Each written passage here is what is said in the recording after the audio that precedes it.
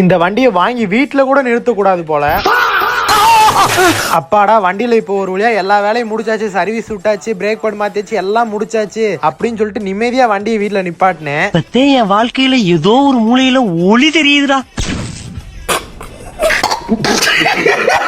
Bike கேட்டானுங்களே நேத்து குடுத்து விட்டேன். அவனுங்களும் கடைக்கெல்லாம் போயிட்டு வந்து வண்டியை ஒரு மரத்துக்கு அடியில நிப்பாட்டி இருக்கானுங்க. வண்டி நின்றுக்கப்ப அந்த பக்கமா குடிச்சிட்டு ஒரு நல்ல ஃபுல் சரக்குல ஒரு ஆள் வந்திருக்காப்ல. வந்தவர் சும்மா இல்லாம என்னடா இது வண்டி பழனி மலையில பாதி இருக்கு பின்னாடி அப்படின்னு சொல்லிட்டு திமிரா பேசினாப்ல. ப்ரோ பைக்கை பத்தி பேசிருக்காரு, சும்மா விட்டீங்க அப்படின்னு கேட்பீங்க.